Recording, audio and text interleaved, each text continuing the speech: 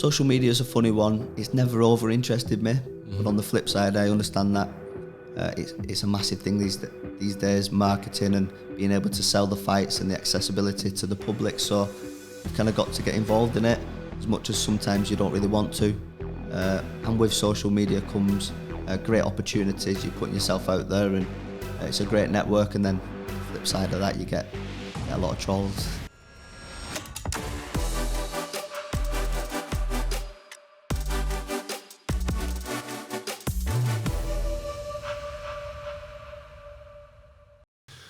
Okay, today we're pleased to be speaking with Jack Catterall, who's one of the most exciting boxers in the UK. Over the past year, Jack has been driven by his pursuit for a rematch with former undisputed 140-pound champion Josh Taylor. Many believe Catterall deserved to win in their clash in 2022, which he lost via a split decision. Jack is a boxer with a 97% win rate and a 47% knockout rate. And along the way, Jack has picked up major honours, including the British Central Area Super Lightweight title, the British Super Lightweight title, and the WBO Intercontinental Super Lightweight title. On today's episode, we're going to delve into what things are actually like for professional athletes when it comes to managing their money in the form of sponsorships, prize money, and their income, alongside the extreme stresses that come with being a professional athlete. So Jack, really nice to have you along with us today. No, thank you for having me down. So, Jack, many people have this image of athletes in their head of earning massive paychecks, but of course, things aren't always like that throughout the entirety of your career. Could you shed some light into the sort of financial life of an athlete and what it's been like for you as you've gone through the different stages of your career up to this point? Yeah, definitely. I think there's a big misconception sometimes for professional athletes. Grassroots boxing, started amateur at 10 years old, turned professional at 19. And as a turned professional, it took me a number of fights to get a TV deal. Now, my amateur background wasn't great. I had a great amateur career, but there was a lot more people in and around my weight categories who had a lot more success. Having that success brings you on to bigger tournaments, like the Olympics, like the Commonwealth Games. And it's from these tournaments that you can then turn professional with a TV broadcast where there is a lot more money involved. So for when I turned professional, 2012, it took me a number of fights to get the recognition and get onto a TV platform. So previous to that, them 6 or 7 fights that I had, people would be very surprised at how much you actually do get paid to fight. Some of them fights were for less than £500. And what are the sort of main stresses that you're going through at that point when you've got this belief that you can make it as a professional boxer, and what we've seen over the last few years has shown that you were completely right to have that belief. But at that point in time, what's going through your head when you're thinking, is this actually going to work out? You know what, there's so much sacrifice involved. So I went to college, got my college degrees, and then I turned professional. And at that time, you've got friends and family that are moving into new careers. They've got jobs, they're going out at weekends, partying, and you kind of sacrifice so much to be away from all that. And then you're doing all that sacrifice, and the rewards are very little at the time, but it's having that belief that long term it's going to pay off. And there were years, and even up to a couple of years ago, there's been stages in my professional career where you are contemplating whether you're going to make it work. I've always believed in my ability, but sometimes the outside factors can play a part. But ultimately, I had that belief that I could overcome these obstacles and make being a professional boxer a career work for me. When you were at the early stages of your career, you've obviously got a lot of things that you need to pay for as a boxer that's moving through the early part. You've got to pay your subs at the gym, you've got to pay for your travel, you've got to pay for your manager, your coach, all of those things. How did you manage to afford those things alongside trying to train to the best of your ability and stay fight fit? Yes, so it is difficult. You're travelling to the gym, like you just said, then you've got your coaches to pay, managers to pay, and just overall living expenses. You're training, you're eating well, and because that's not cheap, is it? Eating well, people often forget eating about well that. Is not cheap. You're travelling to the gym, you're up and down the country sparring, so you need the transport. And like I said, some of the fights that I had were less than £500, so you're nicking days' work, doing graft on the markets. Earlier on in my professional career, I was a grounds worker, so I did a bit of tarmacking. I'm quite fortunate with that job. I managed to start early. Did that help you train a little bit as well? It's not easy work. It's not easy work. So we used to be finished for like dinner time, 1 o'clock, so I'd still have time to have the rest of the day to get to the gym. Okay. But yeah, ultimately it's a lot of sacrifice, and it was only probably 5-6 years into my professional career where I started to be able to see the benefits and the rewards. Mm-hmm. You said your granddad was a market trader and you helped him out on certain days. Did that feed into helping you later in your career? Because I'm just thinking that you've got to be a bit of a salesman as a boxer, right? You need to attract deals, endorsements, and sponsorships. Did that feed in at all? The skills you learned there? I'd say slightly. It's more for me over the last 5 or 10 years. It's been networking and interacting with people. I guess you're on the busy markets. You can't be shy. You've got to interact and speak to people and get the sales done. So definitely played a big part, and quite funny actually. My niece, she's working for my granddad now. He's still on the markets, and my younger brothers and sisters have all been on there with him. Yeah, family industry. Okay, brilliant. So one of the things that we're seeing a lot of at the moment with athletes, and what you've just touched upon prior to this, is that it's not as easy and as straightforward as many people think getting to the top. The athletes that we do see at the top are the ones that, you know, they do have it very well when they get the main contracts, and that's across every sport. Right now we're seeing a lot of footballers going over to Saudi Arabia chasing big money deals. We also see a lot of boxing fights in Saudi Arabia, same as the Live Golf development out there. What are your thoughts when we see a lot of the public criticising athletes for going out there and sort of chasing big money deals? Yeah, it's interesting. So for me, I turned professional and my goal was always to be world champion. Mm-hmm. You come in through the ranks, I won the British title, and then you go through the intercontinental titles, and you ultimately I could see a world title in the not too distant future, and I've not actually captured that yet. But sure. It's but then on the flip side to that, you're getting these fighters now and different athletes taking opportunities in the Middle East for stupid amounts of money, and you can't really deny it. People have always said to me, great people that I've had around me, world titles are nice, but they don't pay the mortgage, they don't pay the bills. So if the opportunities did come to make these big fights, these mega fights, then it's definitely something you've got to consider. And do you think that it's slightly unfair that the judgment people are getting? I mean, it seems like the general public forget that athletes are just like anyone else in terms of they have to pay their mortgage, they have to pay to bring their kids up, they have to pay for their travel, you know, everything, right? Do you think that athletes get treated differently just because they're on TV, because they're, you know, seen as stars? Yeah, prime example would be Tyson Fury. Now, I'm a massive boxing fan, so obviously I want to see Tyson fight Usyk for the undisputed. We've seen him take a fight against Ngannou, an MMA fighter who's never had a professional boxing match before, but we know what he's going to get paid for that fight. It's going to be a ridiculous amount of money, so you can't really... I understand both sides of the coin, so to speak. I understand the fans wanting to see the great matchups, and selfishly from the athlete's point of view, it's a short-lived career, and in that time frame you need to make that money to be able to look after your family. Absolutely, and it's an interesting point you touch on with it being a short career. As a professional athlete, it seems like you've got so much of the first part of your career where you're building up and you're really earning large amounts of money. You have that short period where you reach your sort of peak, and then after that you've got to transition into a different style of life, right? How do you plan for that as an athlete, for life after boxing? So I think the first steps for me would be surrounding with like-minded people. I'm very fortunate that I've got a good network of people in lots of different industries, and taking advice and definitely putting the plans in place, planning for the future. I turned 30 a couple of weeks ago, so I know that I've got another 5 or 6 years left in this, in the boxing. And I'm at that stage now where I'm involved in big fights, so it's about using that to my advantage and putting plans in place for after boxing. And how do you do that as an athlete? When you say put plans in place, what's your strategy, without going into too much personal detail? But so looking at opportunities that will come after the boxing, whether that's opening boxing gyms, doing the commentary work, and speaking to people like the company we're at today, Devere, speaking to people like James and having plans in place to what to do when. I mean, I've not come from a lot of money, so when you do get this prize money from fighting, knowing how to invest it and what to do with it.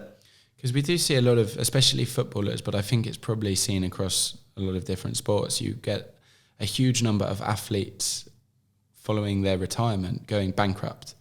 Why do you think that is? What's the main driver behind that? Do you think it's lack of financial literacy? Do you think it's just because you get so used to having large amounts of money coming in that you don't really build up the discipline of saving it? What do you think lies behind that? Yeah, I think it's lack of education. We're professional athletes, and we call upon our professionals, nutritionists, boxing coaches, to help us become the best that we need to be for our job. But I think you definitely need to go and seek advice from professionals in that industry, and have people around you that can advise you on decisions to make. And when does that happen for an athlete? At what point in your career journey do you get introduced to someone that's saying, "Oh, hi, I'm here to help you manage your finances," or is that something that you have to go and seek out yourself, or what's the normal direction? So I've got a manager and an advisor, and they can kind of give you advice, but I think you have to take that responsibility as an individual and reach out and use your resources to find the correct people to make the right decisions. And is it difficult to do that when you're in the middle of, you're training for a fight, you've got so many things to think about, you've got media appearances, family, your nutrition, sleep, training. Is that the last thing on your mind, or does it play a sort of major role? It's the last thing, but definitely a good point. So you've got to make times for things that are important now. As much as I'm enjoying being a professional athlete, going away in training camps, coming back, spending time with family, I know that in a few years that will all come to an end, and I don't be sat there then thinking, I wish I'd have done this, I wish I'd have done that. It's my responsibility to go make things happen and reach out and find that advice. I think that's completely fair, because you see a lot of people judging athletes, again, going back to that point, that they've gone bankrupt at age 40, they earn so much, how's that even possible? But they forget the fact that, so you've just turned 30 yourself, and a lot of people, for example, in the city we're in right now in London, don't start saving until they're 32, 33, 34, 35, right? And we see that in our industry as well. And they forget that just because you're at the peak of your career, that you should be saving huge amounts and you should have that inbuilt discipline, when the people in the same age group don't have that anyway, that we're seeing. So again, is that unfair pressure but on athletes to have that kind of discipline, just because you're amazing athletes, that you would have other sides of it, that you'd be really disciplined with your finances? Yeah, I'd say it was definitely unfair. I mean, you made a great point. People are only doing that in the mid-30s, so it kind of what's the difference? And sometimes you get that suffocated by what you're involved in, training camps, media, days, sparring, etc. It's hard to, you don't want to take your eye off what you're doing to get sidetracked. Kind of the same when you get media obligations before fights. So a lot of fighters, I don't want to do that. No, it's a business, so we've got to go and sell the fight. Going back to your market trading. Going back to the market trading, you've got to sell the fight. You've got to turn up and do all these obligations, but on the same time, you don't want to switch off from your training and take your eye off the ball. So it's a fine line between delegating the time to your training and do what needs to be done, and also outside of that, planning your finances. For sure.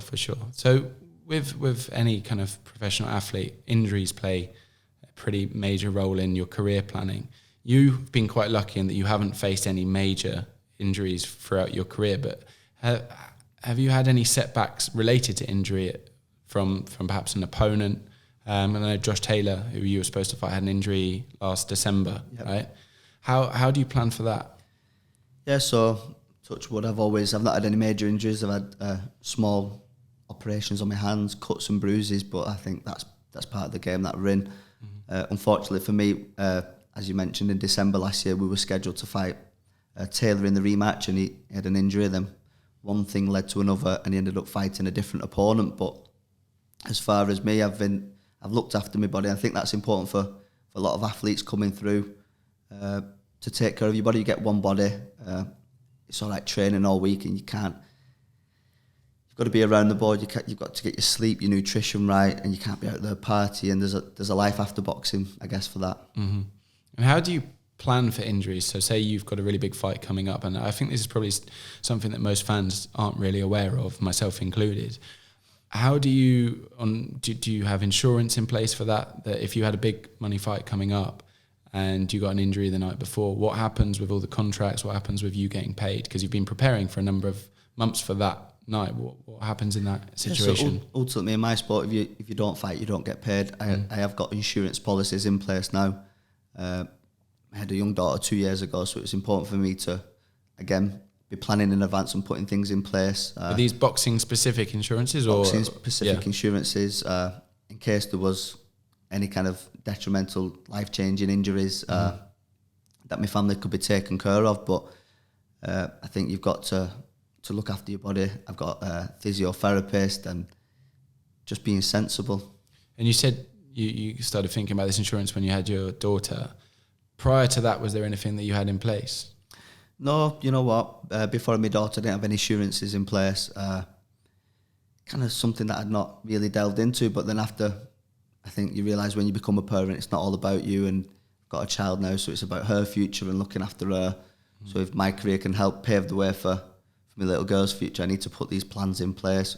And one of them is insurance. So that was a really big wake-up moment for you when you had your little girl. Did you have a conversation with anyone about that? Or was it you just sort of, sat in bed one night, standing in the shower thinking, oh, okay, now it's time to kind of snap into action and move into a different gear in terms of your responsibility? Yeah, I think it goes down to network again. A local company by me had reached out, and it was something that I'd thought about maybe once or twice in the past, but never really until I had my daughter, and then it was something that I thought, you know what, I need to take care of that. Mm-hmm. And do you wish that you'd done something sooner? I guess it's probably more expensive the later you wait. Is this something that you would, if you were chatting to, a sort of 22-year-old boxer right now, would you advise them to look into that at the early stage of their career? Or yeah, looking back, I can't say I've got any regrets in not doing it, but again, a lesson for me, and hopefully the lessons that I've learned throughout my career can pass on to the next generation, and it would be something that I would definitely bring up and advise them to do. Mm-hmm. So moving on to another topic, social media and online platforms have become essential for athletes to really build their profile. Does that come naturally to you, and how has that impacted your finances within the sport?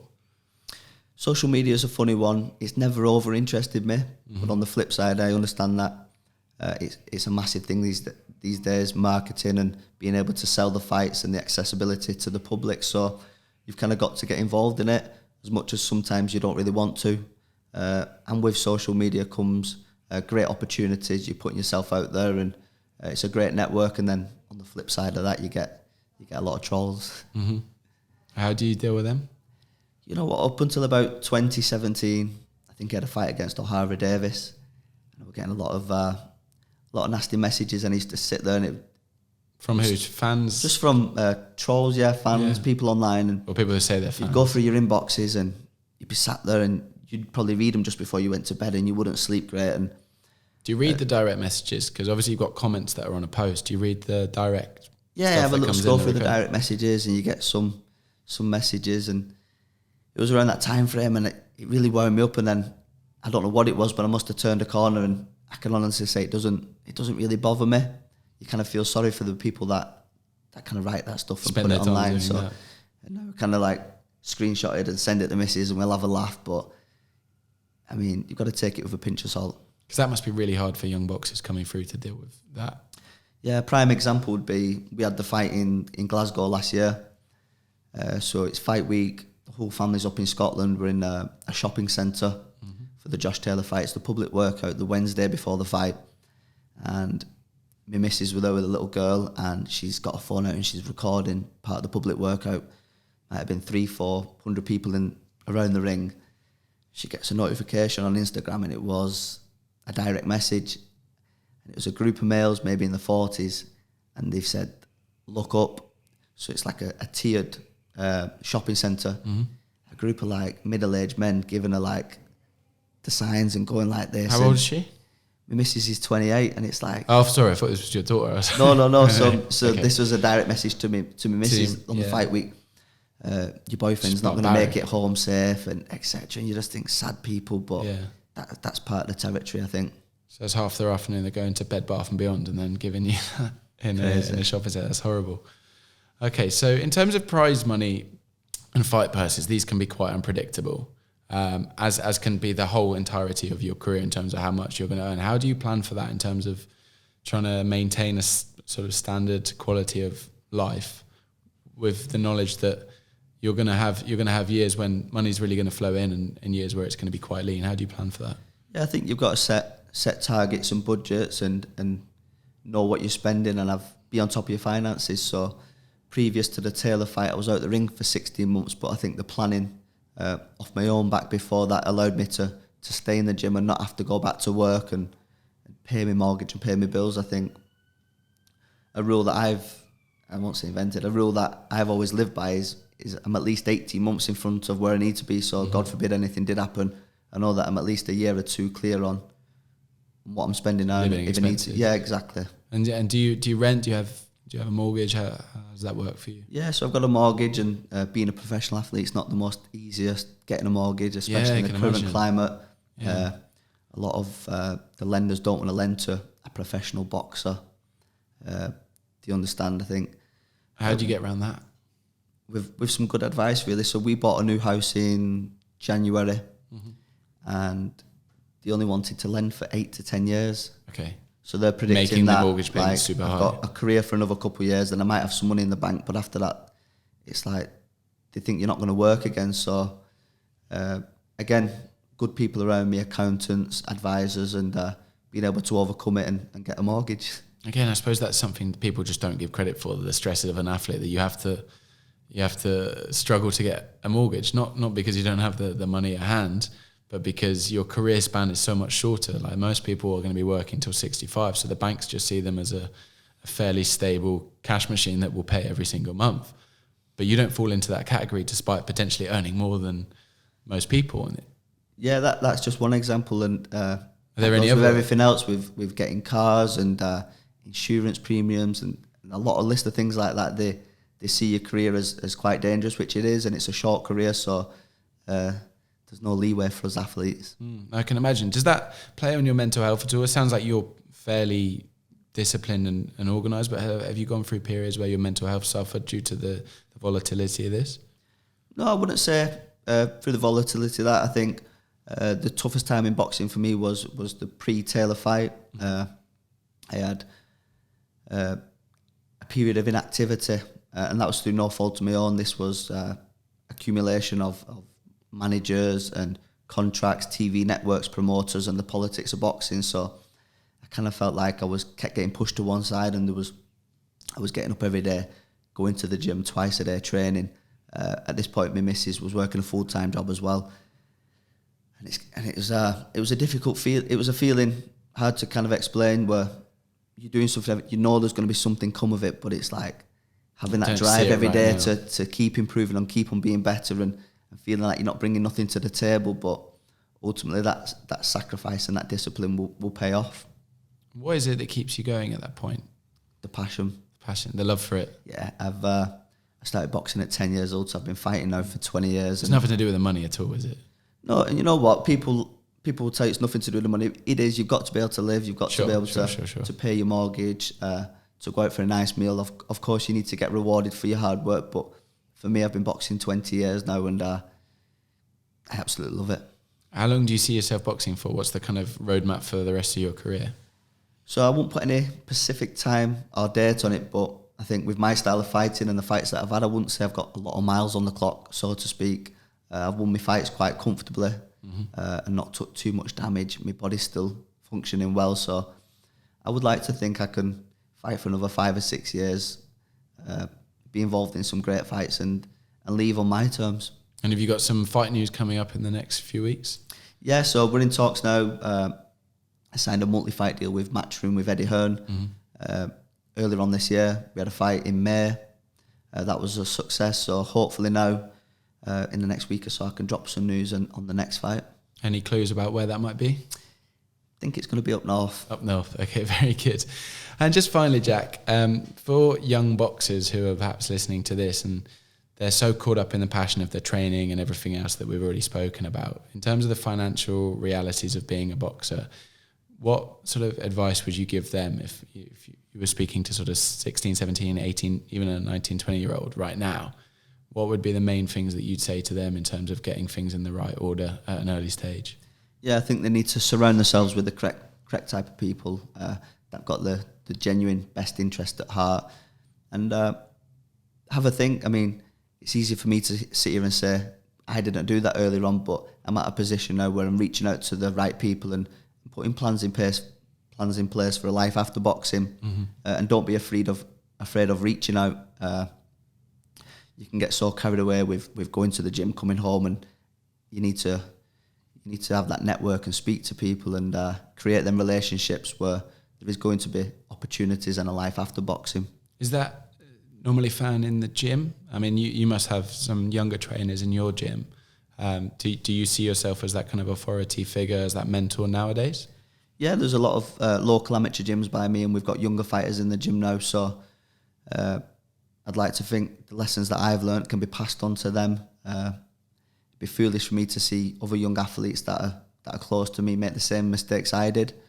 So it's important for me to pass any advice and lessons on to them so they don't have to make that mistake. Brilliant. Thanks so much for coming in today and chatting to us about all these things, Jack. It's been absolutely brilliant to have you. Thank you very much.